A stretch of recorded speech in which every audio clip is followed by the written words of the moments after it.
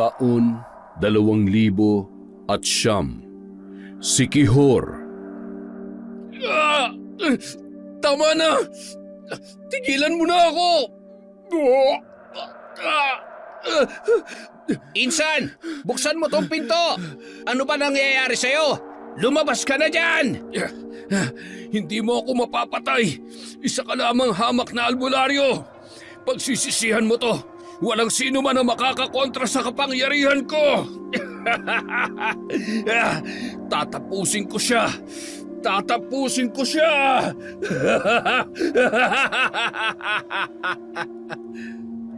Sa isang liblib na lugar sa Siquijor, bandang 9:00 ng gabi, pinatay ni Abel ang kandilang itim na hawak niya kasabay ng pagtiklop ng libreto. Marami na ring albularyo o kapwa mambabarang ang sumubok na kontrahin ang kanyang barang, ngunit sadyang malakas ang kanyang kapangyarihang itim. Mahigit 6 na taon niya nang ginagawa ang pambabarang para sa mga taong naghahangad ng hustisya at makaganti sa mga tao na nang agrabyado sa kanila. Hindi niya na mabilang sa kamay kung ilang buhay na ang kanyang kinitil. Walang kasing lupit na pagpaparusa at kamatayan. Bata pa lamang siya ay saksi na siya kung paano isinasagawa yon.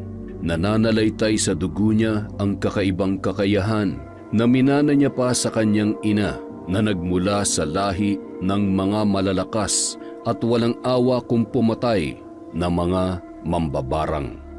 Tinuruan siya ng kanyang ina at hindi naman ito naging labag sa kanyang kalooban. Malayo sa mga tao at walang sino man ang nakakaalam noon ng kanilang sikreto hanggang sa binawian ng buhay ang kanyang ina. Sa takot na matulad sa sinapit ng kanyang ina kung saan isang malakas na mambabarang ang nakalaban niya, pinili niyang magbagong buhay. Itinago niya ang libreto kung saan nakasulat ang mga dasal para sa sinasamba ng mga katulad niyang mambabarang. Hanggang sa nakilala niya si Clara na anak ng isa sa kilalang pamilya sa kanilang baryo. Dahil mahirap siya, hindi sang-ayon ang mga magulang ng dalaga sa pakikipagrelasyon niya kay Clara. Kaya naman lihim silang nagkikita. Gayunpaman, nung nagdalang tao na ang kasintahang si Clara ay itinakwil siya ng sarili niyang mga magulang. Bumuo sila ng simple, masaya at payapang pamilya. Mahal na mahal niya ang kanyang asawa na si Clara, lalong-lalo na ang nag-iisa nilang anak na si Ben. 2 taon pa lamang noon si Ben nung nagkaroon ng malubhang karamdaman si Clara. Dahil wala silang sapat na pera, hindi na ipagamot o nadalaman lang sa ospital ang asawa ni Abel hanggang sa binawian na ito ng buhay. Sinisi siya ng mga magulang ni Clara. Sinaktan at higit sa lahat ay inilayo sa kanya ang kanilang anak. Wala siyang kalaban-laban para ipagtanggol ang kanyang sarili at ang karapatan niya bilang ama. Alam niyang mas mapapabuti ang anak niya sa kamay ng mga magulang ni Clara. Gayunpaman, ipinangako niya sa kanyang sarili na magsusumikap siya para makuha at makasama ulit ang anak niyang si Ben. Si Goryo, ang kanyang pinsan, na ulila na rin katulad niya, ang naging karamay niya ng mga panahong lugmok na lugmok siya. Bumalik siya sa pambabarang kapalit ng malaking halaga ng pera.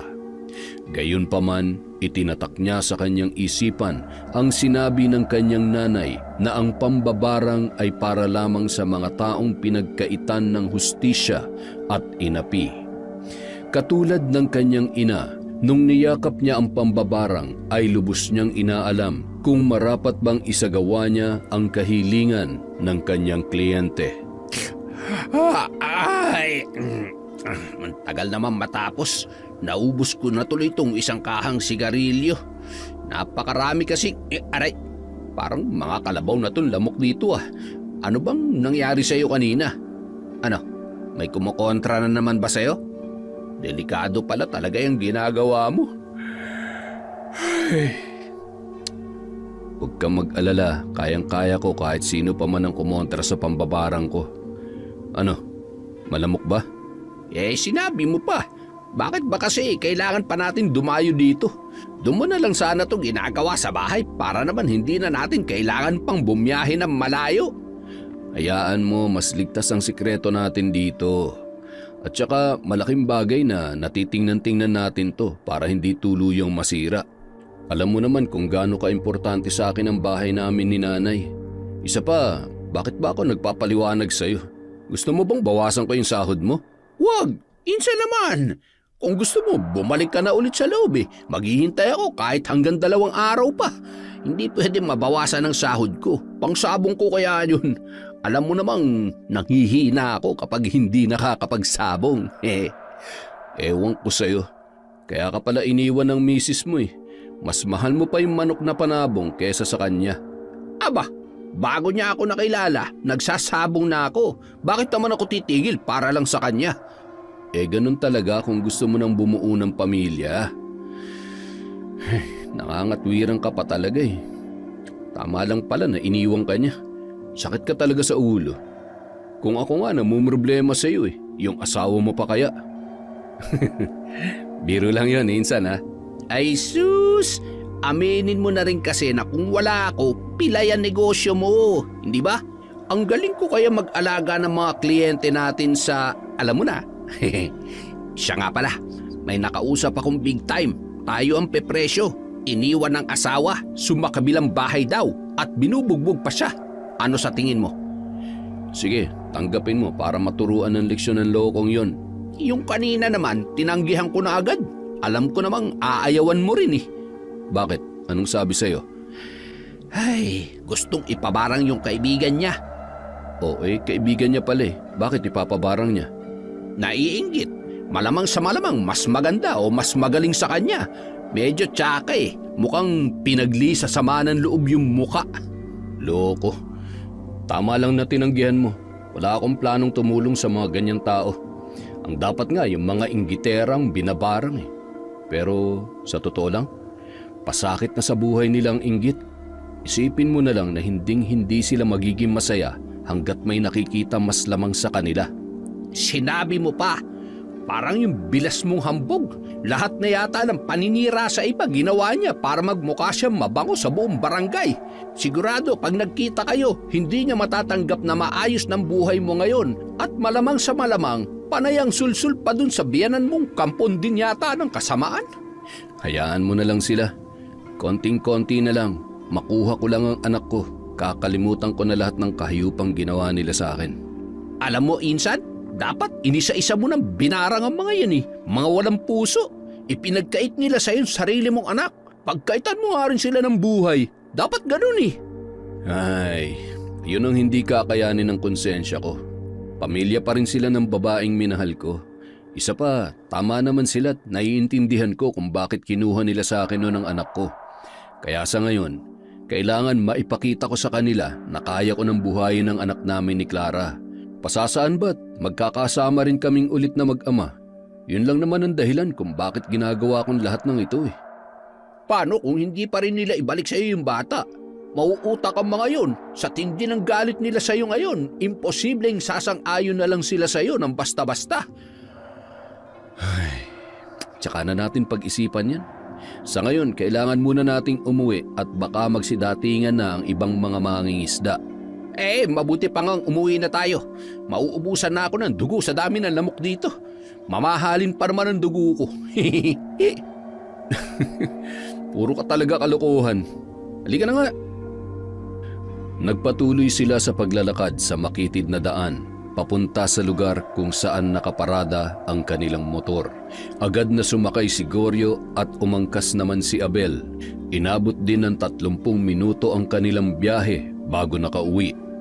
Sa tuwing araw ng Martes at Biyernes isinasagawa ni Abel ang pambabarang. Kung minsan ay inaabot pa sila ng hating gabi sa lumang bahay na yon para isagawa ang ritual.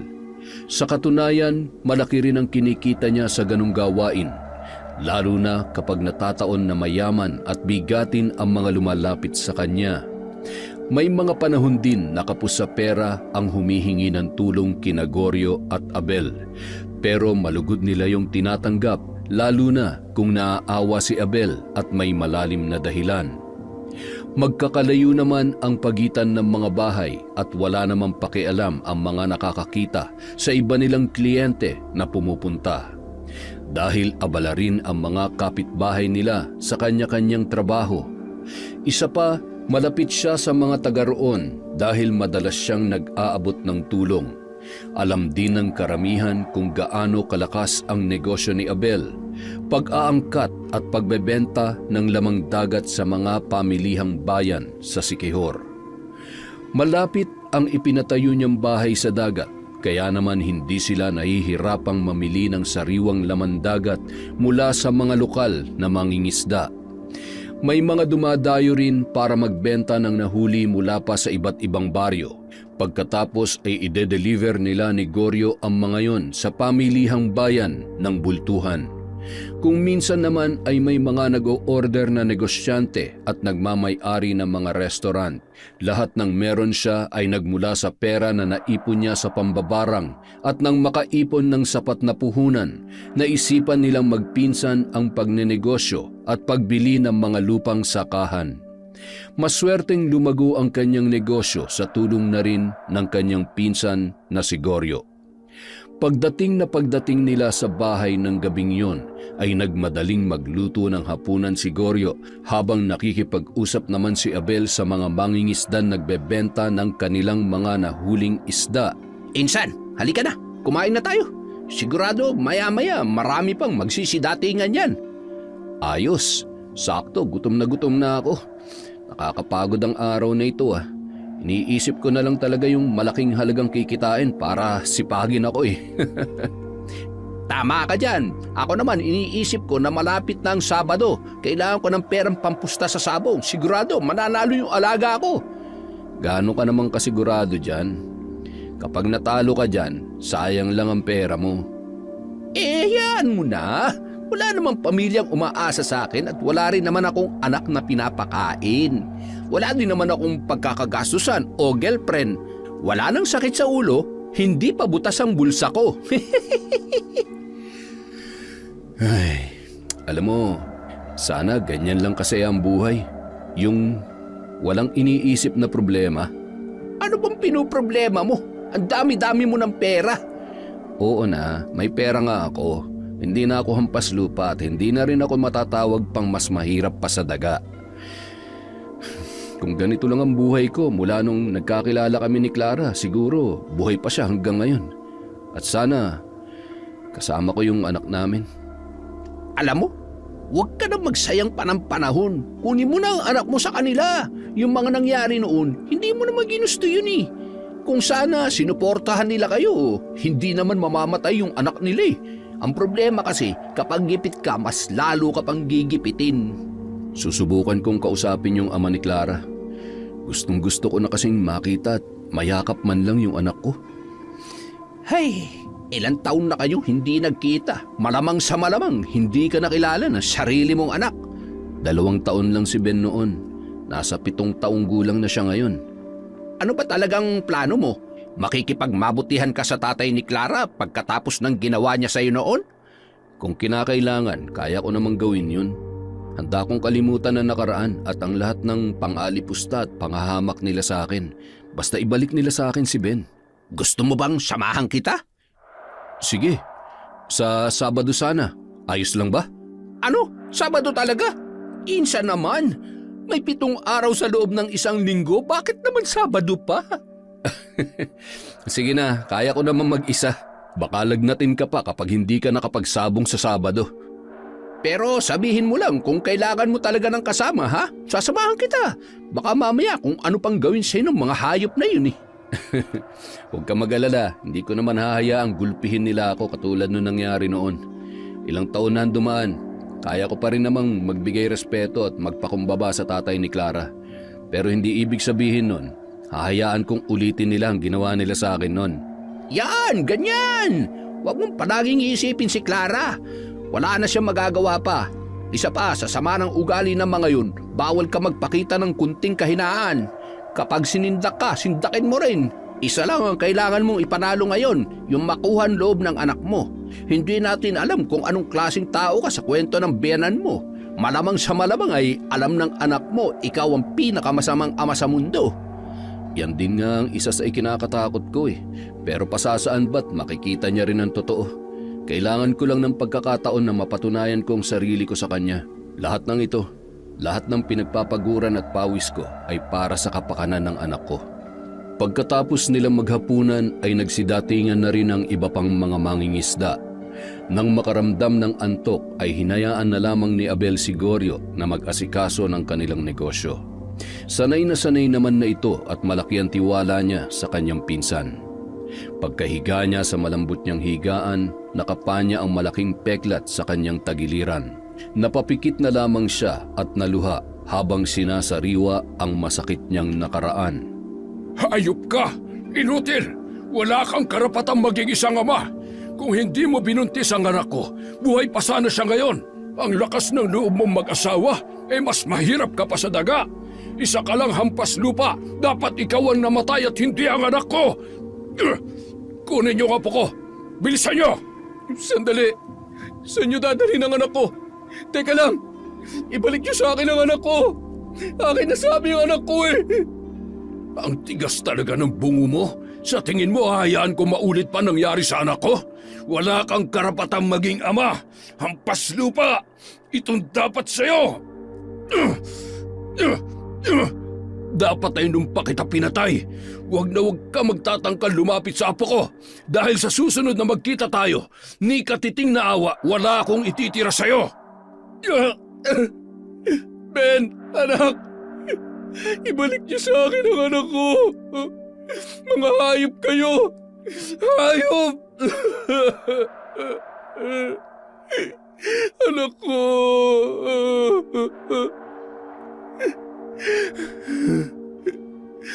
Diyos ko, nawala na sa akin ang asawa ko. Ngayon naman kinuha nila sa akin ang anak ko. Ano pa ang silbi ng buhay ko? Ano? Kunin mo na lang din ako. Gusto ko nang mamatay.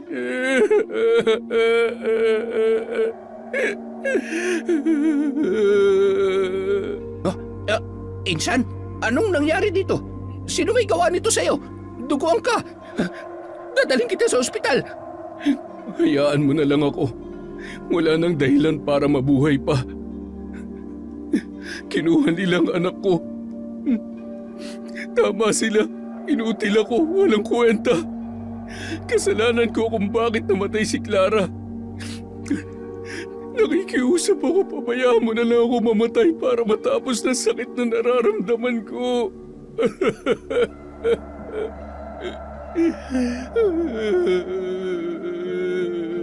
Abel! Gumising ka! Abel! Hoy! Ayos ka lang ba? Abay, binabangungot ka na naman. Ilang taon nang lumipas, ngunit madalas pa ring napapanaginipan ni Abel ang kanyang mga pinagdaanan sa kamay ng matapobreng ama ni Clara na si Rico. Walang araw na hindi sumagi sa isipan niya ang kanyang anak. Matagal niya nang gustong makasama si Ben, ngunit naghihintay lamang siya ng tamang pagkakataon kung saan mahaharap niya na ng kalmado ang pamilya ni Clara na naging banta sa buhay niya sa loob ng maraming taon. Sumunod na araw, pagkagaling nila sa pamilihang bayan kung saan nag-deliver sila ng mga isda, tumigil sila sa harap ng isang pribadong paaralan. Itabi mo nga muna't bibili ako ng biko. Nagugutom na ako. Ikaw, anong gusto mo? Kahit ano, pwede namang yung tindera na lang. Ang ganda eh, oh. Huwag mo akong mabiro-biro. Gutom na ako. Tatanungin ko talaga kung pwede siyang bilhin. Gusto mo ba ng sakit sa ulo o taga-tinola ng mga pansabong mo? Aroy, hindi bali na. Biko na lang din sa akin. At syempre, huwag mong kalimutan yung panulak, ha? Teka, nakikita mo ba yung nakikita ko? Ano ba yun? Si Matching, ayun. Si Matias. Hindi naman sila nagkaanak ng asawa niya? Sino yung sinusundo niya rito? Hindi kaya... Sandali lang. Lalapitan ko lang siya. Insan, sandali. Pambihira naman talaga, oo. Hintayin mo ako, oy. Matyas. Uy, ikaw pala. Minumulto ba ako? Buhay ka pa pala? Ang lansa dito Ayos ang forma mo pero yung amoy mo, grabe. Amoy hampas lupa ka pa rin. Hayop na matching to. Kapag ako hindi nakapagpigil, sasagasaan ko to ng truck eh. Pasensya na, medyo sensitive lang ang pangamoy ko. Medyo nalilito ko kung ikaw ba yung malansa o itong kasama mong seahorse eh. Oh, kung sabagay magpinsan nga pala kayo. Madalas magkasama kaya malamang sa malamang. Iisa lang ang amoy ninyo. Seahorse pala ha? Tadya ka na't basagin ko kaya yung mukha mo. Wag na lang pala. Mukha namang sira na eh. Paano na lang kung susuntukin ko pa? Abat, palabang ka rin ha? Goryo, bumalik ka na nga lang muna sa sasakyan. Sige na, ikaw ang tatamaan sa akin eh. Hambog! Pwe! Alam mo, sa susunod, ibagay mo naman yung sarili mo sa lugar na pupuntahan mo. Lumayo-layo ka sa akin, baka mamaya mahawa pa ako sa amoy mo eh. Susunduin ko pa naman ang paborito kong pamangkin. Ayaw ko namang makakita siya ng... baka matakot pa siya sa'yo. Wala akong panahon para makipaglokohan. Gusto ko lang makita ang anak ko. Ang totoo, gusto ko nang bawiin ang anak ko. Asa ka pa. Hindi mangyayari ang gusto mo. Itatak mo yan sa kokote mo. Umalis ka na nga. Sinisira mong araw ko eh. Bumalik ka na dun sa bulok mong truck at umalis na kayo dito. Huwag na huwag kang magkakamaling lapitan ng pamangkin ko kung ayaw mo manghiram ng mukha sa aso. Lumapit ako bilang tao, pero hindi pa rin pala nagbabagong ugali mo. May araw ka rin sa akin. Tandaan mo yan. Abat gagong to? Pinagbabantaan mo ba ako? Bumalik ka rito! Woohoo! Buti nga sa'yo, matching! Pagkatapos bumili ay sumakay na si Abel. Tiningnan niya pa ng masama si Matyas na noon ay nakatanaw pa rin sa kanya. Maya-maya, naglabasan na ang mga bata sa gate ng paaralan. Masayang tumakbo ang isang batang lalaki papalapit sa kinatatayuan ni Matyas at agad na nagpakarga bago sumakay sa kotse. Kumaway pa si Matyas bago sumakay. Napaluha naman sa tuwa si Abel nang makita ang kanyang anak. Naghahalong tuwa at sakit na makita niya si Ben, ngunit hindi niya maaaring lapitan. Huwag ka nang umiyak. Gumawa ka na ng paraan para makasama mo siya. Ikaw ang magulang kaya higit kanino man, ikaw ang may karapatan sa bata. Kung kahirapan ang dahilan kung bakit ipinagkait sa iyo si Ben, ngayon may pera ka na at kayang-kaya mo nang ibigay ang magandang buhay higit pa sa buhay na meron siya ngayon. Tama ka. Panahon na para bawiin ko ang anak ko. Kinaumagahan, maagang nagising si Abel. Binuksan niya ang isang napakagandang kwarto na ipinagawa niya para sa kanyang anak. Maraming gamit doon at laruan. Yun ang bagay na ni minsan hindi niya naranasan sa tanang buhay niya. Ipinangako niya sa sarili na sa oras na makabalik sa kanya si Ben ay bibigyan niya ito ng magandang buhay. Abel! Nasaan ka ba? Nandito ako. Sandali lang.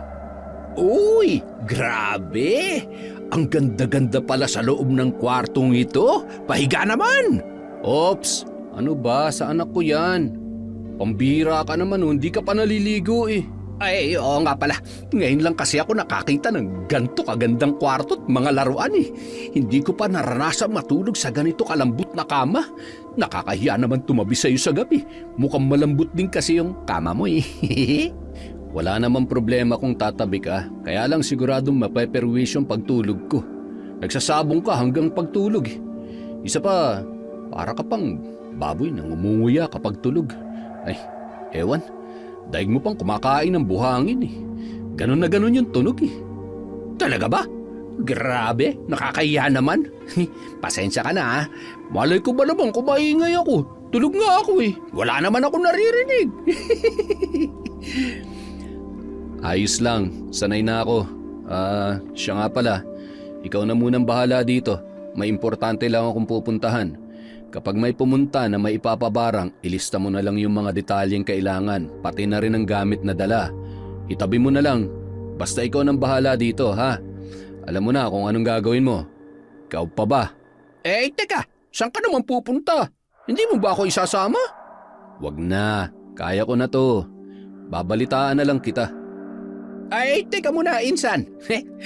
Kukunin mo na ba si Ben? Ay, hindi naman ganun kadali yun. Pero susubukan ko. Sige na, alis na ako. Teka, magpalit ka ng damit. Dapat makita nila kung gaano na nagbago ang estado ng buhay mo ngayon. Yung tipong pagbaba mo sa kotse, mapapalingunan lahat. At dapat mukha kang mamahalin at mabango. Alam mo naman ang mga yun. Kailangan ko pa ba talagang gawin yun? Oo, maniwala ka sa akin. Isa pa, para masampal ng katotohanan yung matching na yun. Sigurado, makikisawsaw yun. Anak ni Jollibee yun eh. Masyadong bida-bida. Nakakairita. Oo na, sige na. Pumunta ka sa kusina at magbalat ka ng 3 pinya. Kainin mo lahat para naman kumalma ka. Masyado kang high blood eh.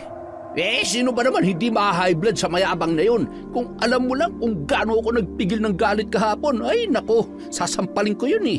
Kapag nabigyan ako ng pagkakataon, gugulpihin ko talaga yun. Pagkatapos magpalit ng mas maayos, mamahaling damit at maong na pantalon, tiningnan niya ang kanyang sarili sa salamin. Nginitian niya pa ang larawan ni Clara na nakadikit sa dingding ng kanyang kwarto. Ayos ba, mahal ko? Huwag mo naman akong pakatitigan ng ganyan. Baka mamaya matunaw ako. Miss na kita. Huwag ka mag-alala, kukunin ko ang anak natin. Makakasama na ulit natin siya. Abat, muntik na kitang hindi makilala. Ang pogi mo naman, Insan. Pasalamat ka, nagmana ka sa akin. Teka, may kamukha kang artista. Oo, tama. Kamukha mo nga si Bong Revilla. Yan, ganyan na ganyan nga oh. Naks, ewan ko na lang kung may masasabi pa ang matching kapag nakita ka niya. Sige na, mag-iingat ka ha. Huwag kang uuwi ng dehado. Kapag kailangan ng backup, tawagan mo lang ako. At kinuha na nga ni Abel ang susi ng kanyang kotse. Sabay kumaway sa noon ay abot taingang ngiting si Goryo. Sakay ng kanyang kotse, 15 minuto rin bago niya narating ang bahay ng mga magulang ni Clara. Tanging si Rico na ama ni Clara, si Ben, si Matias ang asawa nito, gayon din ang isang katulong na lamang ang nakatira sa bahay na yon. 1 taon na rin kasi ang lumipas mula nang bawian ng buhay ang ina ni Clara dahil sa sakit na cancer. Kumpara noon, nabawasan na ang yaman ng pamilya ni Clara. Unti-unti nang humina hanggang sa nalugi ang kanilang mga negosyo, lalo na't nagkakaedad na si Rico at hindi niya na matutukan ang pamamalakad dahil nagiging sakitin na rin ang matanda. Karamihan sa negosyo nila ay iligal, katulad ng sabungan at iba pang sugal. Pagkatapos niyang iparada ang sasakyan sa labas ng gate ay sakto namang labas ni Ben sa bahay, hawak ang kanyang laruang bola. Nang makita niya si Abel sa labas ng bahay ay agad siyang tumakbo at lumapit doon. Nakangiti namang pinagmamasdan ni Abel ang kanyang anak. Hi po! Bisita po kayo ni Lolo? Nanonood po ng TV si Lolo sa kwarto. May sakit po siya. Nakakaawa nga po siya eh. Ano pong pangalan niyo? Ako si Abel. Pakisabi mo naman sa lolo mo na gusto ko siyang makausap kahit sandali lang. Sandali po ha. Hintayin niyo lang po ako dito. Bawal po kasing pumasok. Magagalit po si Tito. Papaluin po ako nun. Sandali lang po. Sige, hihintayin kita. Salamat ha. Ben, anong ginagawa mo dyan? Pumasok ka nga dito, napakainit. Ang tigas talaga ng ulo mong bata ka. Makakatikim ka sa akin eh. Sorry po Tito. Huwag na po kayong magalit. May bisita po si Lolo. Ilang ulit ko bang sasabihin sa'yo na dito ka lang sa loob? Mamaya magkasakit ka na naman. Nasaan na ba kasi yung pamalo ko? Maayos ka ha? Huwag mong uubusin ang pasensya ko lalo na ngayong masama ang pakiramdam ng Lolo Rico mo. Wala kang kakampi dito sa bahay. Isa pa, wala rin dito ang tita mo, kaya yari ka talaga sa akin, makita mo.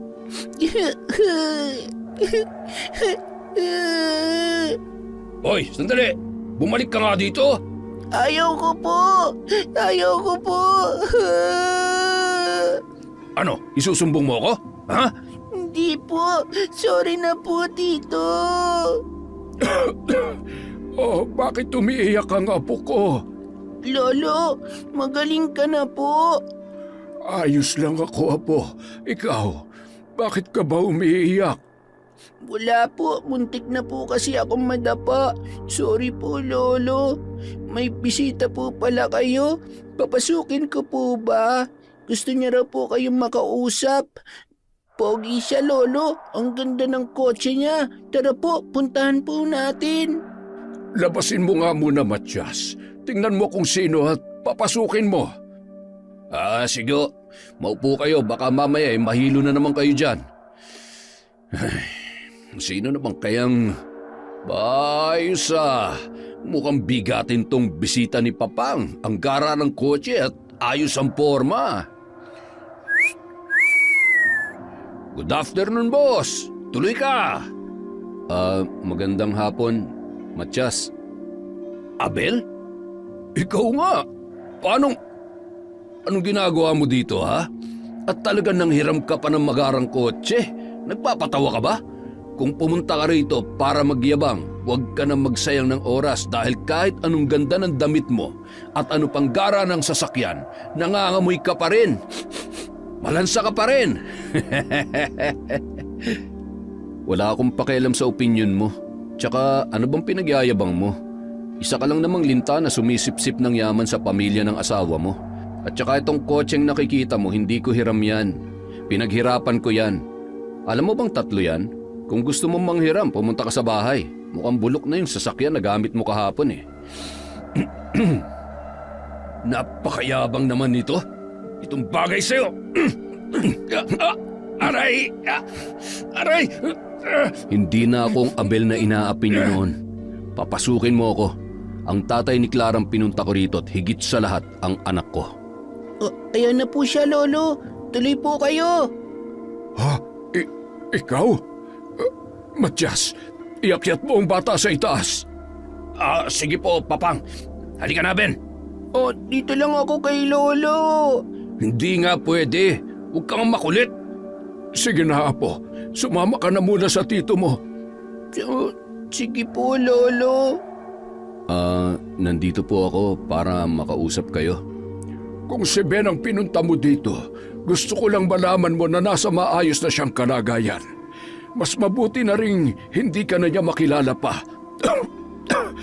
Ano bang sasabihin mo sa anak mo?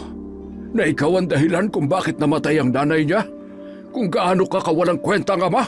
Hanggang kailan niyo po ba ako sisisihin sa nangyari? Minahal ko po ang anak ninyo. Inalagaan ko siya. Oo, hindi naging marangya ang buhay niya katulad na nakasanayan niya. Pero naging masaya po siya sa piling ko. Wala namang may gusto na magkasakit siya. At lalong hindi ko ginustong mamatay siya. Ilang beses kami nakiusap at humingi ng tulong sa inyo, pero ilang beses nyo rin kaming pinagtabuyan. Hindi na po natin maibabalik pa nakaraan at lalong-lalo na ang buhay ni Clara. Hindi pa po ba sapat ang mga pagpapahirap nyo sa akin noon? Nawalan na ako ng asawa. Kinuha nyo pa sa akin ang nag-iisang alaala ng pagmamahalan naming dalawa. Ngayon panahon na para ako naman ang mag-alaga sa anak ko. Wala kang karapatan. Kaya huwag kang umasang makukuha mo si Ben. Kahit kailan hindi kanya kikilalaning ama hanggang sa mamatay ka. May karapatan po ako. May karapatan ako dahil akong ama niya. Maraming taon ako nagtiis at nangulila sa anak ko. Yun ay dahil sa wala na kayong ginawa, kundi maliitin ang kakayahan kong buhayin ang anak ko. Bakit? Anong mangyayari kay Ben kung hinayaan ko siya sa'yo? Kaya mo ba siyang bigyan ng magandang buhay? Kaya mo ba siyang bilhan ng magarang damit? Pag-aralin sa pribadong paaralan? Kaya mo bang ipagamot ang apo ko kapag nagkasakit? Di ba hindi naman? Dahil ipinanganak kang hampas lupa at mamamatay kang hampas lupa. Diyan kayo nagkakamali. Oo, mas mahirap pa ako sa daganong panahon na kinuha niyo ang anak ko. Oo, hinayaan ko kayo. Dahil wala akong maipagmamalaki at wala akong kalaban-laban sa inyo. Gusto niyo pa nga akong patayin eh, hindi ba? Pero pinilit ko mabuhay at bumangon ulit para sa anak ko. Kaya ko na siyang buhayin at ibigay ang lahat ng pangangailangan niya. Kaya kukunin ko na siya sa inyo. Hindi mo siya makukuha sa akin. Tandaan mo yan. Dadaan ka muna sa ibabaw ng bangkay ko bago mo makuha ang apo ko. Yan ba talaga ang gusto mo? Sige, pagbibigyan kita. Ito lang ang tatandaan mo. Hinding-hindi na ako magmamakaawa sa'yo. Hinding-hindi na. Hayop ka! Lumayas ka dito! Mapapatay kita! Matyas! Matyas! Papang, ano po nangyari? Ano ginawa sa inyo ng Abel na yon? Gusto niya kunin si Ben. Hindi ako papayag. Si Ben ang nag-iisang tagapagmana ko. Sa akin lang ang apo ko. Papang, kung ibigay na lang ho kaya natin ang gusto niya para manahimik na siya at hindi na tayo guluhin pa. Isa pa, mukhang totoo nga ang nasagap kong balita na mayaman na siya ngayon. Ibang-iba na siya ngayon at yung sasakyan niya kanina ay napakagara. Imposible namang hindi niya kayang bigyan ng maayos na buhay ang nag-iisa niyang anak, hindi ba? Makabawi man lang siya sa pagiging walang kwenta niya noon. Ay, halika nga dito. Tonto! Aray! Hindi mo ba naiintindihan ang sinabi ko? Akin lang ang apo ko. Wala akong pakialam kung kaya niya nang buhayin si Ben. Wala siyang karapatang maging masaya at magpakaama. Kuhanan mo nga ako ng tubig at lalo lamang nanilikip ang dibdib ko dahil sa'yo. Ayos, ginawa mo na talaga akong alila. Ako nagpapakahirap sa matumal mong negosyo tapos apo mo makikinabang? Mamamatay ka rin matanda ka. At yung salot na batang yan, balang araw, mawawala din yan sa bahay na to. Matyas! Nasaan ang tubig ko? Bilisan mo! Lolo, nasa na po yung pogi kanina? Friend niyo po ba siya? Pwede ko rin po ba siyang maging friend? Apo, hindi ko kaibigan yon. Sa susunod kapag nakita mo yon, huwag kang lalapit, ha? Masamang tao yon. Naintindihan mo ba? Pero Lolo, mabait po siya sa akin kanina. Hindi ka ba naniniwala kay Lolo? Alam mo, Apo, kunwari lang yun na mabait. Sige na, umakyat ka na sa itaas at panood ka lang lamang ng TV. O, sige po, Lolo. Napangisi na lamang si Matyas nang marinig ang sinabi ng matanda sa kanyang apo. Samantala, nung mga oras na yun ay nagngingit-ngit sa galit si Abel habang siya ay nagmamaneho. Pinupukpok ang manibela at mabilis na pinapatakbo ang sasakyan.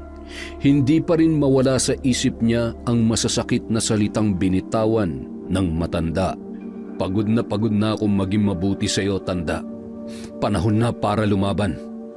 Patawarin mo ko, Clara, pero hindi ko na kaya magtimpi pa. Humanda ka sa akin. Lintik lang ang walang ganti. Babawiin ko ang anak ko. Babawiin ko siya. Nang malapit na sa gate ng kanyang bahay, agad namang napabalikwas si Goryo nang marinig ang tatlong malakas na busina ng sasakyan ng kanyang pinsan. Aba, mukhang mainit yata ang ulo mo ah. Ano, nakausap mo ba? Anong sabi? Ayos ba? Maaga tayong aalis bukas. Ihanda mong listahan ng titirahin ko bukas. Isama mong pangalan ni Tanda. Sabi ko sa'yo, dapat noon pa eh. Alam mo, malabo na magbago pa ang matandang yon. Kung noon pa lang tinapos mo na siya, di sana kasama mo na ang anak mo ngayon. Hindi na magbabagong tingin nila sa'yo, insan. Tama ka. Dobleng sakit na ipaparamdam ko sa kanya. Mas gugustuhin niya pang mamatay kesa mahirapan sa sakit na mararamdaman niya. Kinaumagahan, araw ng Biyernes, agad na pumunta sa kabilang baryo sina Abel at Goryo para isagawa ang kanilang plano. Iniabot ni Goryo ang listahan kung saan nakasulat ang tatlong pangalan at kung anong pasakit ang nais ipagawa sa mga yon. Isinara agad ni Abel ang pinto, sabay kinuha ang kanyang libreto. Sinindihan niya ang kandilang itim na hugis tao at sinimulan ang ritual. Nakalapag sa mesa ang 2 uri ng manika, ang pula para pahirapan ang tao at ang itim naman ay para patayin ang taong babarangin. Ipinikit niya ang kanyang mga mata habang paulit-ulit na binabasa ang nakasulat na mga salitang Latin sa kanyang libreto. Lalong lumalakas ang apoy ng kandila at lumalakas din ang ihip ng hangin. Nararamdaman ni Abel ang kakaibang espiritong sumasapi sa kanyang katauhan. Mas malakas siya at hindi nakakaramdam ni katiting na awa ng mga oras na yun. Magulo ang buhok dahil sa malakas na hangin kapag siya ay umuusal ng orasyon at bahagya pang nanlilisik ang kanyang mga mata nang lumabas para panandaliang magpahinga. Ano, tapos na? Tinodas mo na ba si Tanda? Mamaya pa. Pinag-iisipan ko pa ng maayos kung anong nararapat na ilagay o gawin ko sa katawan niya. Ano pa nga ban dapat sa matandang may madahas na dila? Dapat dun mahirapan makapagsalita. Pahirapan mo, takutin mo. Huwag kang maawa sa hayop na yon. Tandaan mo, wala siyang puso. Sarili niya ngang anak na tiis niya eh. Ikaw, hindi ka niya kinaawaan noon. Dapat ka ba maawa sa kanya ngayon? Hanggang kailan ka maghihintay na makasama si Ben? Kung kailan nalason na ng tuluyan ang isip ng bata? Hanggang kailan ka magpapatalo sa awa mo? Kapakanan ng anak mo nakataya dito, insan. Isipin mo na lang kung anong klaseng mga taong kasama niya ngayon. Anong kalalakayan niya. Tama na. Mas galit ka na naman kaysa sa akin eh. Uminom ka nga ng tubig, baka mamaya mauna ka pang atakihin sa puso at mamatay kaysa dun sa babarangin ko eh. Kung marunong nga lang ako mambarang, nun pa lang wala ka ng problema eh. Salamat, insan. Salamat saan? Salamat sa lahat ng tulong mo sa akin. Hindi ko naman mararating ang buhay na meron ako ngayon kung hindi dahil sa'yo. Hindi ko na rin alam kung paano pa magpapatuloy sa buhay kung hindi mo ako tinulungang bumangon. Kapag nakuha ko na ang anak ko, tuluyan ko na tong tatalikuran. Gusto kong maging mabuting ama at gusto kong maging mabuting tao. Gusto ko na maipagmalaki niya ako. Basta kung ano man maging desisyon mo, susuportahan kita. Sino pa ba ang magtutulungan kundi tayong dalawa? Masaya ako na naging parte ng pag-asenso mo at mas magiging masaya ako kung makakasama mo na rin ang anak mo. Gusto ko na rin makarga ulit ang pamangking ko eh. Tuturuan ko agad sumalta yon para may kasama ako magsabong tuwing Sabado. Yan ang huwag mong gagawin, kundi ikaw ang babarangin ko. Ayaw mo kasi akong samahan eh, di yung pamangking ko na lang. Idagdag ko kaya ang pangalan mo dito sa listahan. May oras pa. Pwedeng ikaw muna bago si Tanda. Hoy, wag! Nagbibiro lang naman ako. Pikon? Sige na, bumalik ka na dun sa loob para matapos na at makauwi na tayo. Kapag inamot tayo ng gabi, mabubugbog na naman ako ng 1,000,000 lamok dito. Sayang naman ang pagpapaputi ko kung mapupuno lang ng kagat ng lamok ang braso at mukha ko. Sira. Sige na. Huwag kang mag-alala bago sumapit ang dilim, tapos na to. Muling pumasok si Abel sa lumang bahay at muli niya ring sinindihan ang mga kandila. Napabuntong hininga pa siya at tila ba nagdadalawang isip sa kanyang gagawin. Habang tinititigan ang iba't ibang insekto na nasa loob ng mga garapon, siya ay napangisi. Sa mga pagkakataong yun, mas iniisip niya ang kapakanan ng anak niya at higit sa lahat, gusto na niyang gumanti sa lahat ng ginawa ni Rico sa kanya. Binuksan niya ang libreto at muling inusal ang nakapangingilabot na mga salitang Latin. Bahagya pang sumilip sa maliit na butas si Goryo. Kitang-kita niya kung paano nag-aalab ang galit sa muka ng kanyang pinsan na may hawak na manika at itinutusok ang kung ano-anong mga patay na insekto sa iba't ibang parte ng katawan. Humalakhak ng malakas si Abel matapos isagawa ang kanyang ritual sa pambabarang. Naramdaman niya namang may nakamasid sa kanya at nakita niya ang nakasilip na si Goryo sa awang ng pader na yari sa tabla. Kinuha niya ang kutsilyo na ginagamit niyang panghiwa sa katawan ng manika. Hinawakan niya yun ng mahigpit at ibinato banda kung saan nakatayo si Goryo. Huwag mo nang pahirapan ang sarili mo, Insan. Kung gusto mong matutunan ang ginagawa ko, pumasok ka dito. Sinilip ko lang kung anong ginagawa mo kay Tanda. Pinatay mo na ba o pinahihirapan mo muna? Unti-unti ko siyang pahihirapan. Gagapang siya sa lupa na parang uod. Tingnan lang natin kung hanggang saan aabot ang tapang niya.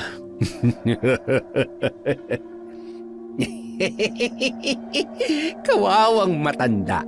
Baka sakaling bago mamatay, matauhan man lang kahit kaunti at mabawasan ang kasamaang ugali. Tsaka pala, paano si Matching?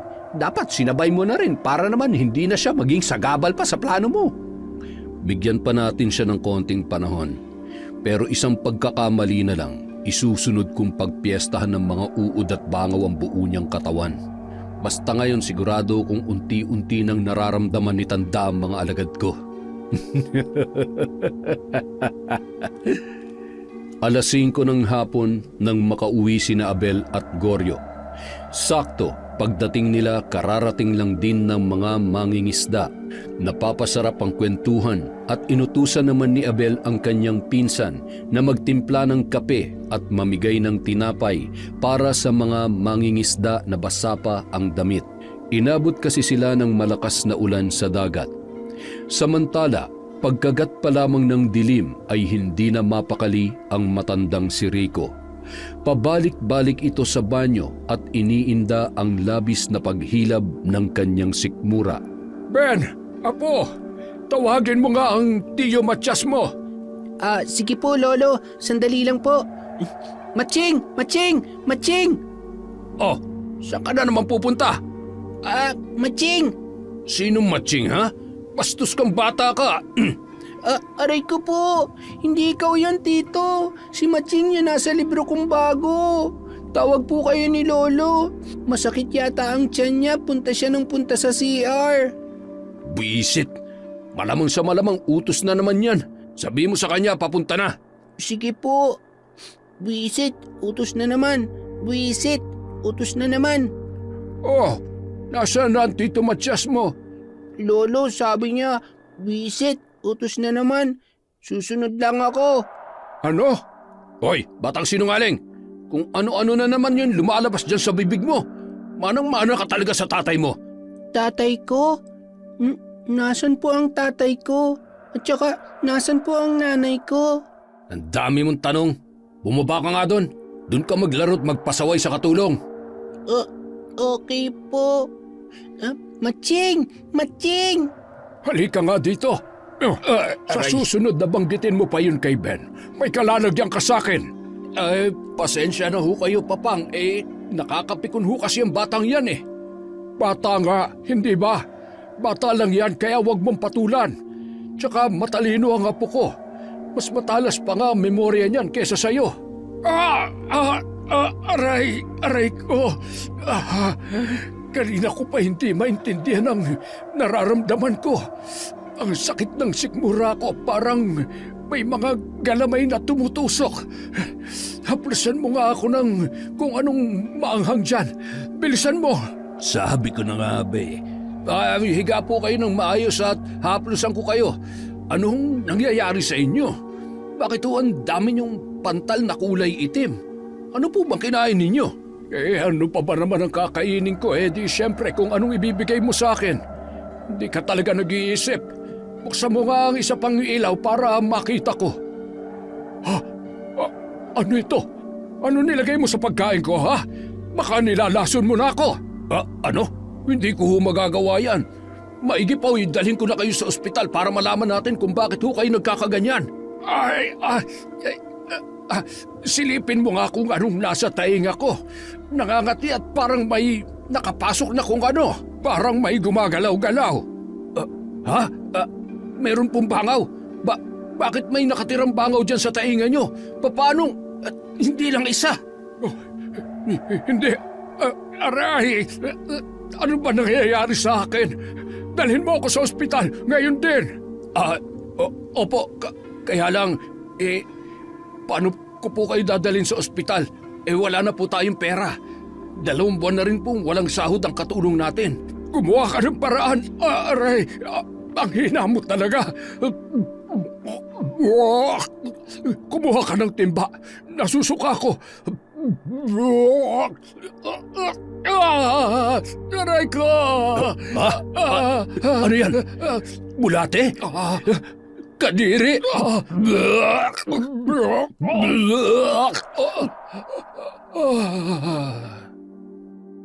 Papang!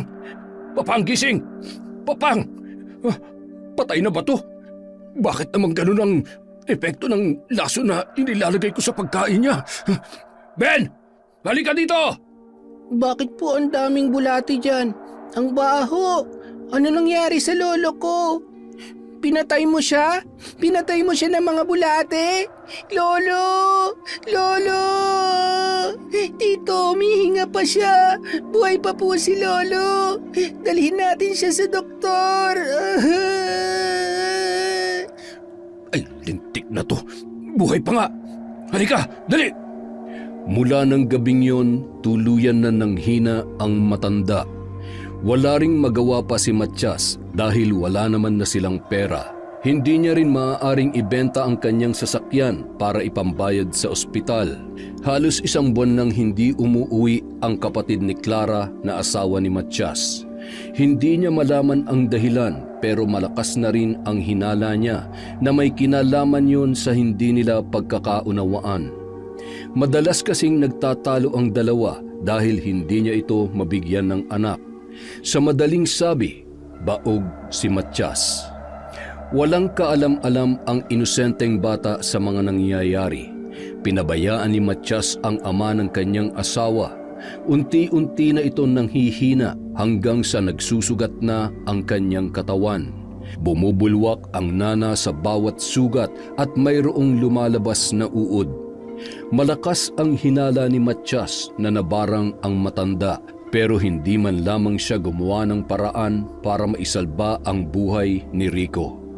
Batid niyang maraming kaaway ang matanda kaya maraming posibleng magtangka sa buhay nito.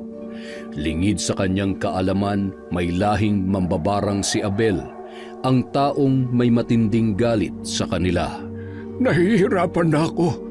Parang awa mo na. Tumawag ka ng albularyong makapagpapagaling sa akin. Kailangan ako ng apo ko. Matias, naririnig mo ba ako? Hayaan mo na lang ba akong mamatay? Wala ka talagang kwenta. Kaya naiintindihan ko kung bakit iniwan ka na nga ng tuluyan ng anak ko. Wala kayong pinagkaiba ni Abel.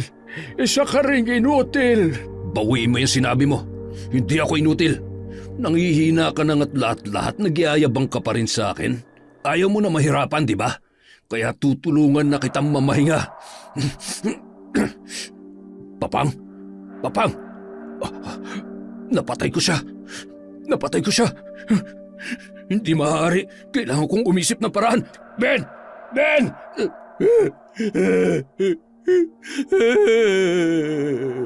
Po, bakit po kayo umiiyak? Ano pong nangyari kay Lolo? Ang lolo mo! Iniwan niya na tayo! Po, hindi! Lolo, gising! Gumising ka, Lolo!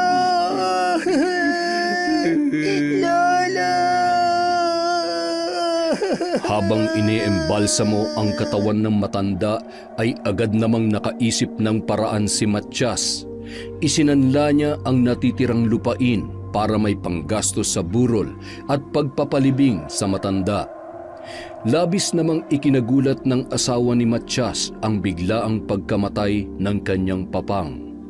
Kahit alam na ni Matias na may ibang kinakasama ang kanyang asawa, ay minabuti niyang magmaang-maangan upang maisagawa ang kanyang plano. Insan, hindi ba tayo makikipaglibing? Ay, kakayanin ba ng konsensya ko na makipaglibing pa? Ako nga nagpahirap ng husto bago binawian ng buhay ang matandang yun. Bakit napapabuntong hininga ka? Hindi ba dapat masaya ka na at masosolo mo na ang anak mo? Nagtataka lang ako. Hindi akong pumatay sa kanya. Hindi pa siya dapat namatay dahil tinatakot at pinahihirapan ko pa lang siya. Malakas ang hinala ko na may ibang dahilan ng pagkamatay niya. Hindi kaya sinadya siyang patayin? Sa sama ng ugali nun, hindi imposible yan. Ang kaso, paano naman? Hindi naman binaril. Nasa bahay lang naman nung binawian ng buhay. Baka dahil sa takot. Kung ako yung nasa sitwasyon niya, parang mas okay nang mamatay na rin ako. Ay, siya nga pala, ang balita ko, isinanla na yung mga natitirang lupa ng matanda. Wala na, lubog ng pamilya nila. Grabe ang lupit ng karma, di ba? Kailangan ko na makuha ang anak ko. Baka mamaya mapahamak pa siya dun. Wala akong tiwala sa Matiyas na yun. Higit sa lahat, pakiramdam ko may kinalaman siya sa unti-unting pagkalugi ni Tanda eh. Ibang takbo ng utak nun, kaya hindi sila magkasundo ng kapatid ni Clara eh. Mula sa hindi kalayuan, habang ibinababa sa hukay ang kabaong ng matanda at humahagulgol ang mga malapit na kamag-anak na nakikipaglibing, taimtim na nagmamasid si Abel. Tila ba binabasa niya ang isip ng bawat taong naroroon, lalong-lalo na ang hindi magkumayaw sa iyak na si Matiyas. Nabalot naman ng awa ang kanyang puso para kay Ben, na pilit na pinapatahan ng kapatid ni Clara. Best actor pala yan si Matiyas. Kulang na lang sumama sa libing para hindi magmukhang guilty. Malalaman din natin kung may tinatago siyang sikreto. Bukas na bukas din, kukunin natin si Ben. Bakit ipagpapabukas mo pa? Ngayon na! Masyado niya pang ninanamnam ang pagkawala ng lolo niya. Hayaan muna natin siya. Nandyan naman ang kapatid ni Clara eh. Oy, sige, ikaw ang bahala. Desisyon mo yan. Matapos ang libing, masinsinang nag-usap sina Matiyas at ang kanyang asawa tungkol kay Ben. Napagkasunduan nilang ibabalik na ang bata kay Abel. Nag-iwan pa ng sulat ang kapatid ni Clara dahil hindi na siya magkakaroon ng pagkakataon na makipag-usap. Nagpaalam na rin agad ito kay Matiyas na babalik na sa Maynila para sa trabaho. Mahigpit na yakap na lamang ang itinugon ni Matiyas at matamis na halik para sa kanyang asawa. Mag-iingat ka sa pagmamaneho, mahal. Mahal na mahal kita. Huwag ka mag-alala. Ako nang bahalang maghatid kay Ben bukas. Kumaway pa siya habang papalayo ang sinasakyan ng kapatid ni Clara. Sa wakas, wala nang hahadlang pa sa mga plano ko. Magsama kayo ng tatay mo sa impyerno. Taksil! Kinaumagahan, kalat na kalat ang balita tungkol sa aksidente na sinapit ng kapatid ni Clara. Bumangga at sumabog ang sasakyan nito. Natupok ang sasakyan pati na rin ang kanyang katawan. Abel, gising! Ang aga pa. 8:00 pa tayo aalis. Yung asawa ni Matiyas, patay na. Anong... Papanong... Na-aksidente tapos ayun, nasunog kasama ang sasakyan niya. Grabe. Magbihis na tayo. Susunduin na natin si Ben. Ha? Akala ko ba mamayang 8:00 pa? Huwag nang maraming satsat, bilisan na natin. Eto na nga eh. Nagmamadaling naligo at nagbihis si Abel, pati na rin si Goryo. Halos lumipad ang sinasakyan nila sa bilis ng patakbo ni Abel. Ano to? Biyaheng langit? Abay, hinay lang naman kung gusto mo pa makasama ang anak mo. Hindi ko maintindihan kung bakit. Pero iba talagang pakiramdam ko sa mga nangyayari. Ano bang tumatakbo dyan sa isip mo? Bagalan mo naman. Pagkarating nila ay nakabukas na ang gate. Nakatayo at nakatingin sa kawalan si Matiyas na tila ba wala sa sarili. Nilapitan nila ito.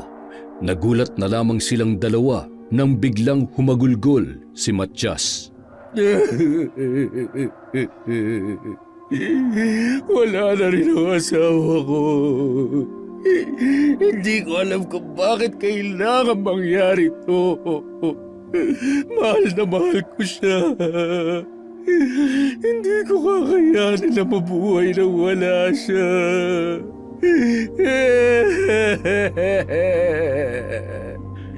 Nakikiramay kami sa pagkawala ng asawa mo. Alam kong hindi madali pero pasasaan ba't malalampasan mo rin ang lahat ng ito? Kukunin mo na ba si Ben? Alam kong napamahal ka na rin sa anak ko pero mas makabubuti para sa kanya kung ako na mismo mag-aalaga kay Ben. Kung kailangan mo ng tulong pinansyal, huwag kang mahihiyang lumapit sa akin.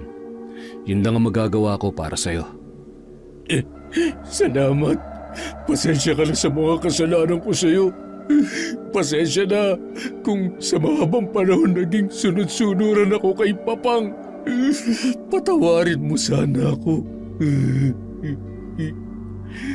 Kalimutan na natin yon. Tapos na yon. Sa ngayon, sapat na makasama kong muli ang anak ko. Sandali ha. Gigisingin ko lang siya. Marami pa rin kasi akong aasikasuhin kaya mabuti naman at inagahan ninyo. Kuya, nasaan po si Ben? Nawawala po si Ben sa kwarto niya. Ha? Ano? Halos nahalughog na nila ang buong kabahayan. Hindi nila nahanap si Ben. Nagpatawag na rin sila ng mga pulis para tumulong sa paghahanap sa bata. Nasaan ang anak ko? Imposibleng mawawala siya ng basta-basta lang. Kanina lamang bago ko bumaba ay natutulog siya. Maniwala ka sa akin. Walang mayayari kung magsisisihan pa tayo. Mahal kong pamangkin ko at walang sino man ang may gusto na mawala siya. Hindi kaya isa sa mga pinagkakautangan ni Papang ang may gawa nito? Imposible! Bakit naman nila idadamay pati ang walang kamuwang-muwang na bata? Dahil sa pera. Hello? Sino to? Ano? Nakikiusap ako. Huwag ninyo sasaktan ang pamangkin ko. Oo, ihanda akong pera pero huwag niyo siyang sasaktan. Pakiusap. Akin na yan. Hello? Sino kayo? Magkano kailangan nyo at ibibigay ko? Hello? Hello? Nagmamadaling bumalik sa bahay ang magpinsan na sina Abel at Goryo para kumuha ng pera kapalit ng anak niya. Mahigpit na ipinagbilin ng mga ito na walang makakaalam na pulis. Pagkatapos makuha ang pera ay bumalik na agad sila. Halos lumuwa ang mata ni Matyas nang makita ang limpak-limpak na salapi na nasa loob ng bag. Hindi na siya nagsayang pa ng oras. Sumakay siya ng kotse at pinuntahan ang lugar na sinambit ng mga dumukot sa bata. Bumalik siyang walang kahirap-hirap. Isinakay niya sa kotse ang walang malay na si Ben. Humahalakhak pa siya habang nagmamaneho pabalik. Mga utu-uto. Nagkapera ka lang, Abel, pero yung utak mo may hangin pa rin. Sa wakas, nakabawi na ako sa kakulitan mo, bata.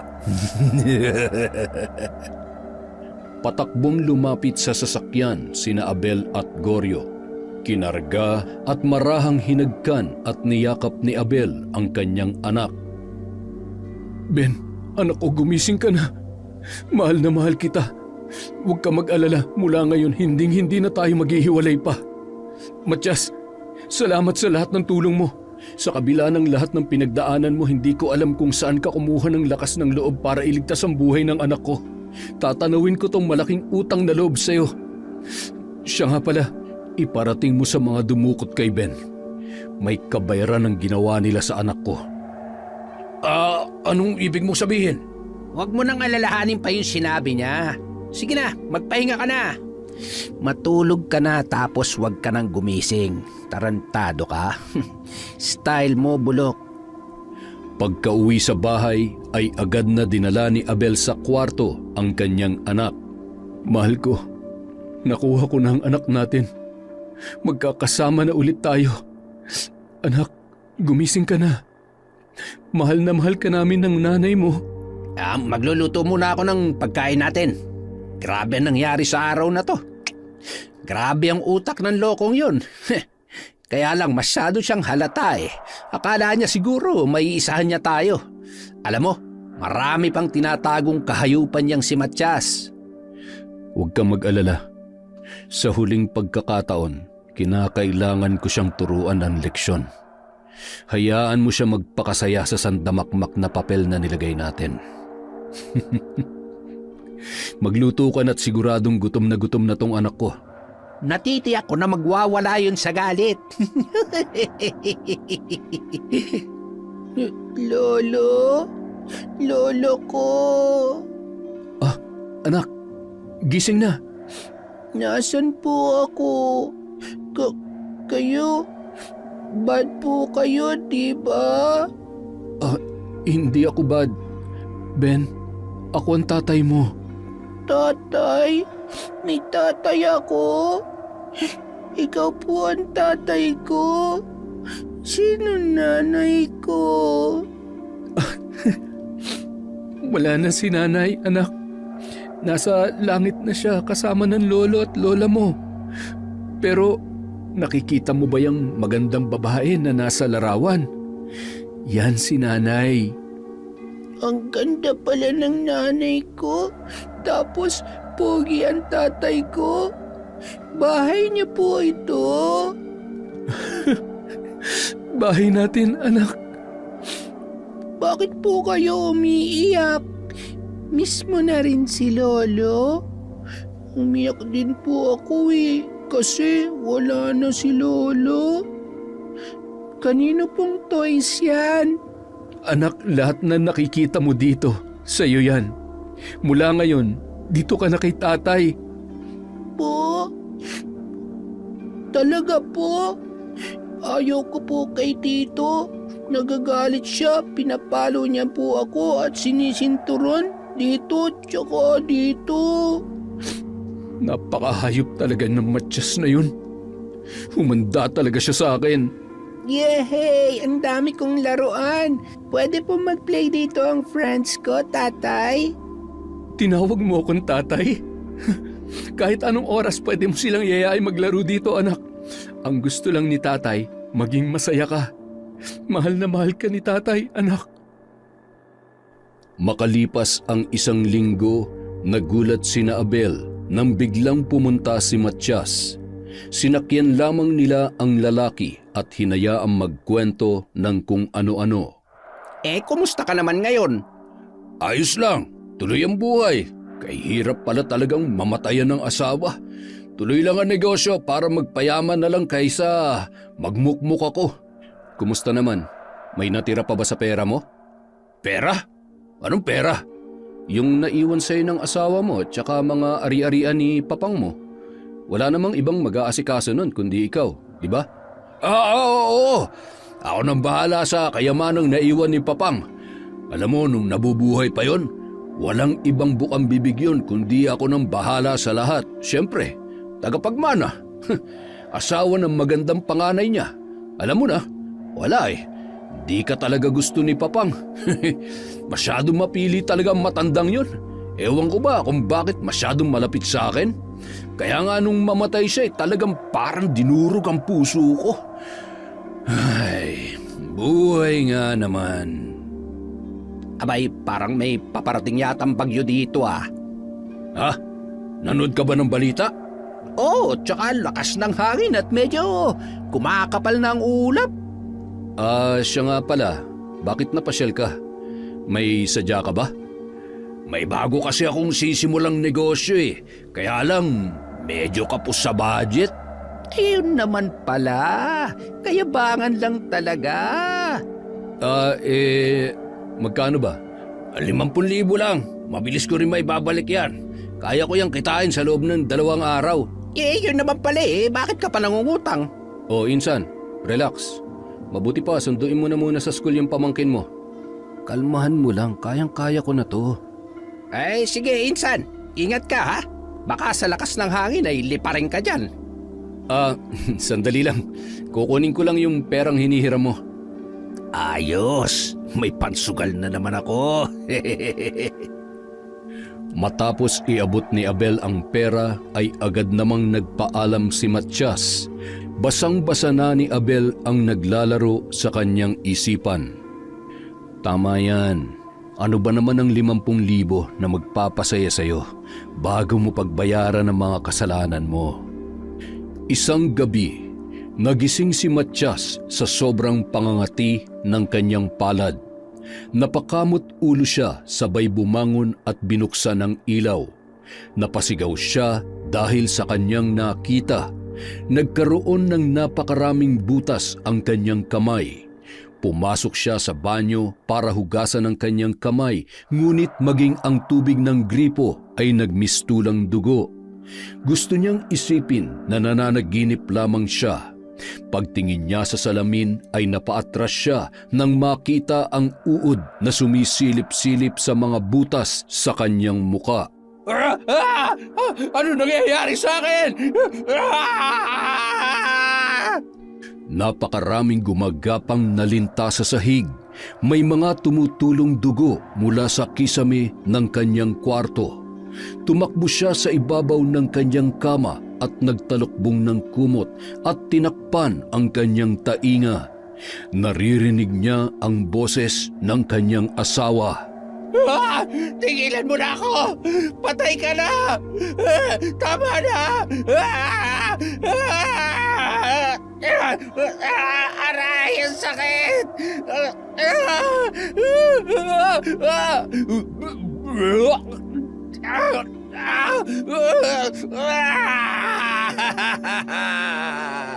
Biglang mayroong babaeng duguan na humablot ng kanyang kumot.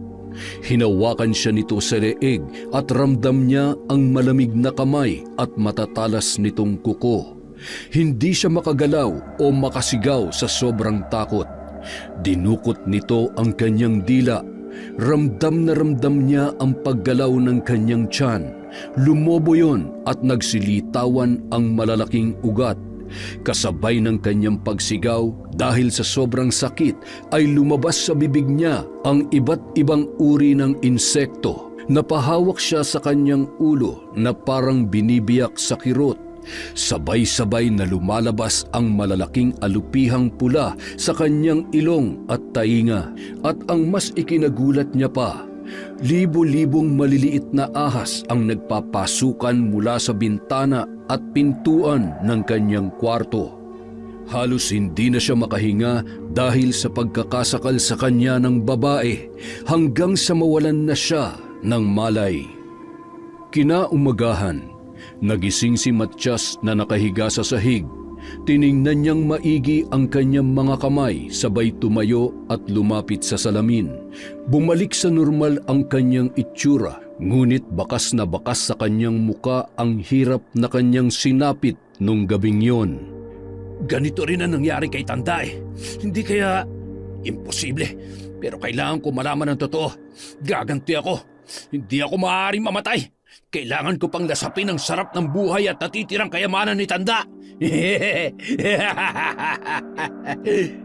Nung araw ding yon, pumunta siya sa isang kilalang albularyo para malaman kung ano at sino ang siyang may kagagawan ng lahat ng nangyayari sa kanya. Alas 5 ng hapon, naglalaro sa labas ng bahay ang mag-ama nang dumating si Mattias. Ayos ah! Ang saya-saya nyo naman! Pasok po muna ako, tatay. Doon na lang po ako maglalaro sa kwarto ko. Sige, anak. Teka lang, Ben. Hindi mo man lang ba na-miss si Tito? Uy! Abot! Mukhang nakainom ka yata. Kumusta? Eto, ayos lang. Buhay na buhay pa. Alam mo, kahit pala barang, hindi ako mapapatumba ng basta-basta. Barang? Oo, barang. Kunwari ka pa eh, alam mo naman siguro yun. Ay, oo. Tama lang yun sa mga taong halang para magtino. Hehehe. Kung hindi na kayang ayusin ng barangay, ay sige, pabarang na lang. Ba, ayos ah. Mga gawain lang yun na duwag, hindi kayang pisikalan kaya dinadaan sa barang. Ako kasi kung gusto kong maningil, hindi ko na kailangan mambarang. Ikaw ba, Abel? Depende. Kaya ko naman pareho kung gugustuhin ko. Ayos ah. Ano, maghahanap ng mambabarang o ikaw na mismo mambabarang? Ako na mismo mambabarang para masaya at pahihirapan ko hanggang sa mamatay. Basta napatunayan ko na may kasalanan sa akin. Ganun ha? Kaya pala binarang mo ko, hayop ka? Akala mo hindi ko malalaman, ha? Inuubos mong pasensya ko. Kung sinasamba mo ang demonyo, pues gusto ko malaman mo na mas masahol pa ako sa Hindi ako demonyo. natatakot sa'yo. Alam ko kung gaano kaitim ang budhi mo. Kaya alam ko na sa ating dalawa, ikaw ang dapat maunang masunog sa impyerno dahil hindi ka na magbabago. Hindi ko alam ang sinasabi mo. Anong hindi mo alam? Talaga? Gusto mo isa-isahin ko pa? Basang-basa ko na yung utak mo, kaya hindi ka maaaring magsinungaling sa akin. Hindi ba ikaw ang pumatay sa ama ng asawa ko? Huwag kang magmalinis. Ikaw ang nambarang sa kanya, kaya ikaw ang mamamatay tao at hindi ako. Huwag mong ibigay sa akin ang kasalanan mo. Pinatay mo siya. Sinakal mo siya. Ha? Paanong? Hindi totoo yan. Hindi ka na nakontento.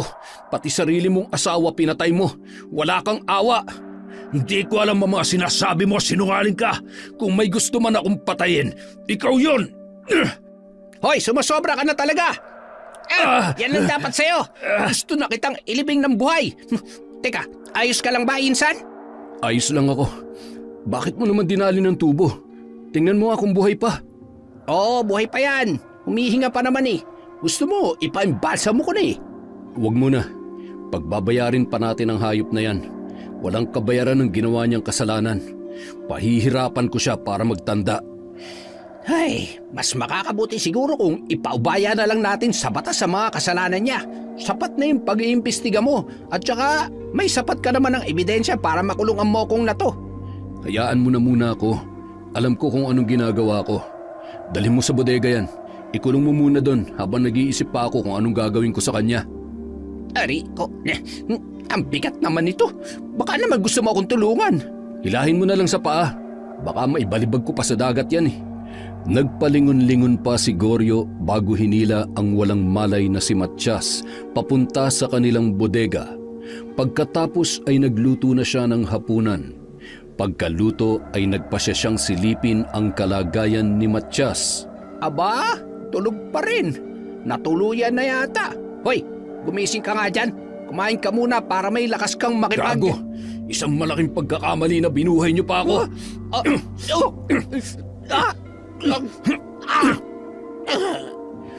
Hayop ka, Abel!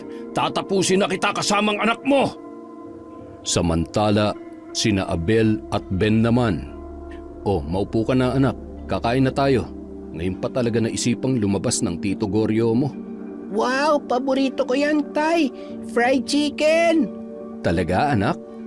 Opo, Tatay, may... Ano yun, anak? Bakit parang takot na takot ka? Ano, Abel? Gulat ka, no? Wala ka talagang kasing sama. Wag! Ito, please! Wag mong saktan ng tatay ko! Manahimik ka. Alam mo bang malaking atraso sa akin ng tatay mo? Huwag ka nang umiyak. Kapag naman nawalan ka ng tatay, nandito pa rin naman si Tito. Hindi ba? Akalain mo dito tayo titira sa magandang bahay ng tatay mo? Ano sa tingin mo, Ben? Ha? Ayaw ko! Bad ka! Ayaw ko sa'yo! Lintik kang bata ka! Manang-mana ka talaga sa tatay mo! Halika dito! Titirisin kita! Sige, subukan mo. Subukan mo saktan ng anak ko kung gusto mong pasabugin ko yung ulo mo. Hindi ako natatakot sa baril mo, Abel. Maliligtas ba ng baril mo ang anak mo kung gigilitan ko na siya ng leg? Tay! Tulungan niyo po ako, tatay! Ibaba mo yung kutsilyo mo. Kahit lahat ng pera o kahit anong kailangan mo ibibigay ko. Huwag mo lang sasaktan ang anak ko. Uy, parang gusto ko yung sinasabi mo ah. Grabe naman. Masyado naman talagang mahal ng tatay ang anak. Ibang klase. Hindi mo alam kung hanggang saan ang kayang gawin ng isang magulang para lamang sa anak niya. Dahil hindi ka naman naging magulang at hindi mo mararanasan magkaanak dahil baog ka. Buti na lang dahil kawawa naman ang anak mo kung ganyang kasama ang ugali mo. Napakabuti mo naman, Abel. Kung makapagsalita ka, parang ang linis mo. Alam ba ng anak mo na alagad ka rin naman ng demonyo? Ha? Alam niya bang mambabarang ka? Tumigil ka na! Ayun! Bigyan mo ko ng maraming pera ngayon din. Bilisan mo! Huwag mong uubusin ang pasensya ko kung gusto mo pang makasama tong anak mo. Akin na yung baril mo.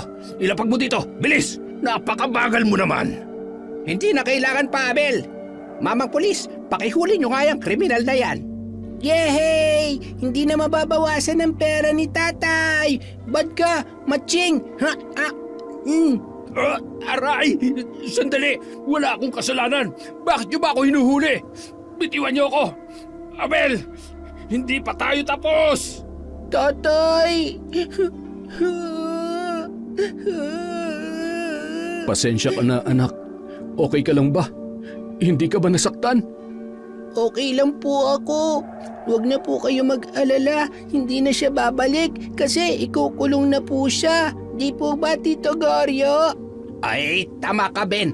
Lahat ng kasalanan ay pinagbabayaran. At mas makabubuti kung ipapaubaya na lang natin sa batas. Hindi ba, Abel? Ano po pala yung barang?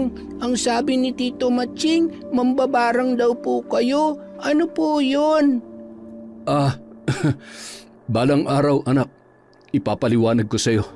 Sa ngayon, masyado pang maaga para maunawaan mo mga bagay na yan. Basta, mahal na mahal ka ni tatay, anak. Ha? Mahal ko din po kayo, tatay. Sa kabila ng mga nangyari, agad pa ring nakatulog si Ben nang tinabihan siya sa kama ng kanyang tatay Abel. Alam mo, ang tapang din ng anak ko. Nakita ko yun sa kanya kanina. Ay, grabe yung takot na naramdaman ko. Natakot ako na baka masaktan siya o may mangyaring masama sa kanya. Yun ang hindi ko kayang mangyari. Hindi ko alam kung anong magagawa ko sa hayop na matyas na yun kung nasaktan niya si Ben. Sira na utak nun. Utak kriminal talaga eh. Lahat gagawin para lang sa pera. May dahilan naman siya para magalit dahil nga nalaman niyang binarang ko siya pero gumanti lang naman ako. Gusto ko lang siyang turuan ng leksyon kaya lang muntik pang mapahamak ang anak ko. Dapat pala ipinaubaya ko na lang sa batas ang lahat. Nangyari na nangyari. Ang importante, tapos na. Bahala na lang ang batas na humusga sa kanya. At sa kulungan na lang niya pagbayaran ng kanyang mga kasalanan. Ay, siya ka pala. Yung katulong na saksi sa ginawa niya kay Tanda at sa sasakyan ni Madam ay... kumusta? Ayos na, nakausap na siya at handa namang tumistigo kaya wala nang kawalayang si Matyas. Hindi niya na matatakbuhan pa ang kasalanan niya. Mula nang makulong si Matyas, naging masaya at payapa na ang buhay ng mag-amang sina Abel at Ben. Lumipas ang 1 taon, nabalitaan nilang tuluyan ng nasiraan ng bait si Matyas, kaya naman inilipat ito sa isang mental health facility. Psst! Tanda! Huwag ka nga maingay. Matatalo ko sa sugal sa ingay mo eh. Huwag ka maingay sabi. Uy, mahal. May pera ka pa ba dyan? Oo, sige. Ibabalik ko rin bukas. Basta nanalo ko dito, ha?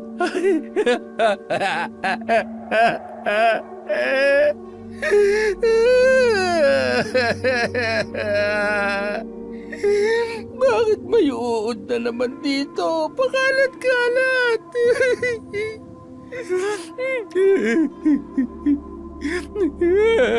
Ano to?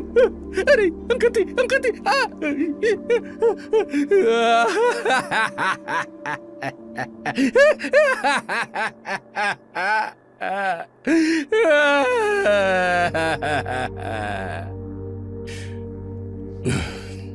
Kumusta ka na, Matyas?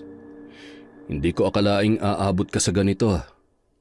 Patawarin mo ako sa lahat ng mga naging kasalanan ko sa iyo. Sana gumaling ka pa at magkaroon ng pagkakataon na magbago. Ay, teka. Kilala kita. Oo, ikaw nga. Pamangkin kita. Ben, ikaw ba yan? Mayaman ka na, di ba? Pautang naman oh. Pahingi naman ng pera si Tito.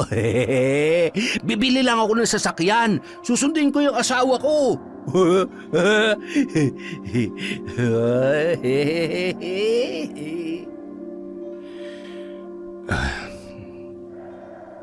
Siya nga pala, si Ben, yung pamangkin mo. Kinukumusta ka niya. Hindi daw siya galit sa'yo. At salamat pa rin sa mga panahon na inalagaan mo siya. Pahingi pera sabi. Malis ka na nga. Sira ulun to. Nasaan na ba yung basket na punong-puno ng alupihan?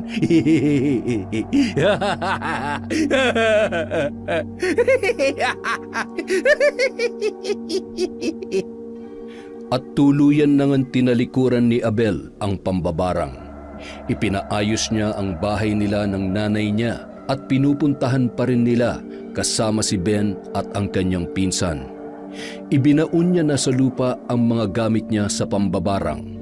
Alam niya sa kanyang sarili na sa dami ng mga taong napatay niya sa pamamagitan ng itim na mahika, siya ay nagkasala at habang buhay niya yung pagsisisihan. Gayunpaman, sinubukan niyang magbalik loob sa Diyos sa pamamagitan ng paghingi ng tawad at patuloy na paggawa ng kabutihan sa kanyang kapwa. Ginawa niya yon hindi lamang para sa kanyang sarili, kundi para na rin sa kanyang anak na si Ben. Oh, anong iniisip mo? Wala naman. Iniisip ko lang kung bakit sa kabila ng mga kasalanan ko hindi pa rin ako pinabayaan ng Diyos.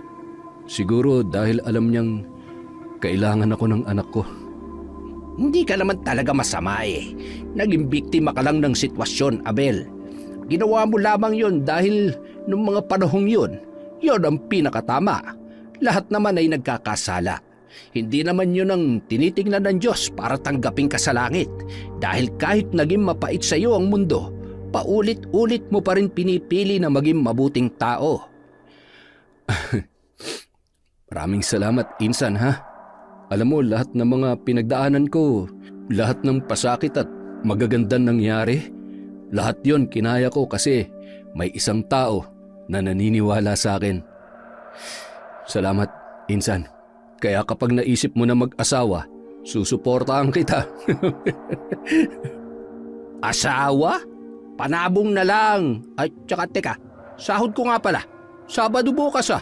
Kailangan ko ng malaki-laking pamusta. Tumigil ka na nga sa kakasugal. Napatingin na lamang si Abel sa liwanag ng buwan habang inaalala kung paano niya nalampasan ang pasakit ng minsang maging isang hampas lupang ama at mambabarang.